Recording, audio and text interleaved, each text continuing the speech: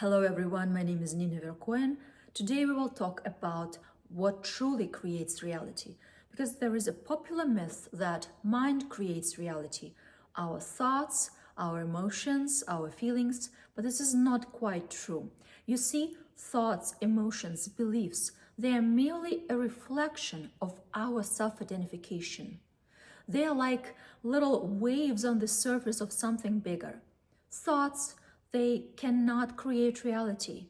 They're not stable enough, they don't carry enough energy weight in order to be alchemized into matter. Thoughts come and go. Today they are this way, tomorrow they are that way. They're not stable and certain enough to create matter. And we see the proof of that every time, for example, we suddenly think some negative thought, but it doesn't necessarily reflect in our external reality. There are thousands and thousands of people, millions of people in the world who, for example, afraid to fly. Nevertheless, regardless of so many fearful thoughts that almost every second flyer has, while on a plane, our planes don't fall daily, right? So our mind does not create reality. And that's good news. But you need to understand that what truly creates your reality is your identity. So there are two types of identity, only two types. One is our false identity, or I can say this is an identity of an acquired self. Acquired self, or our ego self, is simply our character, the collection of the experiences that we gathered since the moment we were born. And there are only two types of identity. First is our false identity, when we identify with our separate individual ego self.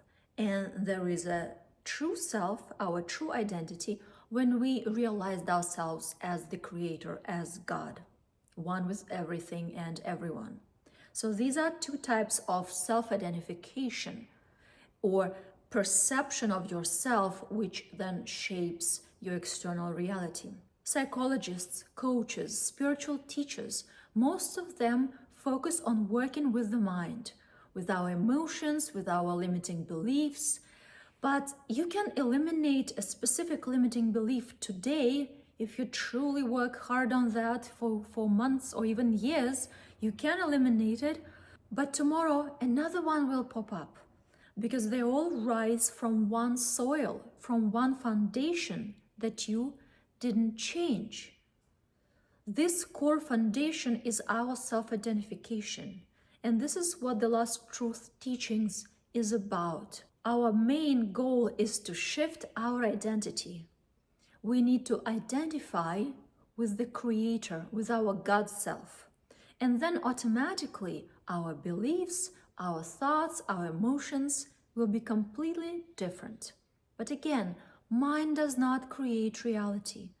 This is a huge misinterpretation, which just makes us focus on the symptoms. We fight our thoughts, we make our thoughts positive.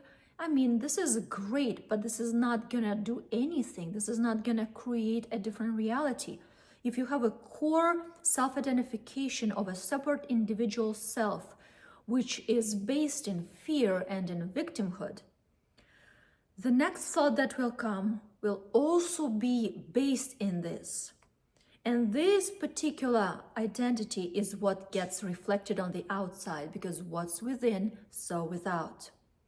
Our external world is simply an extension of who we perceive ourselves to be, who we identify with. Our external world is a continuation of who we are, who we know ourselves to be.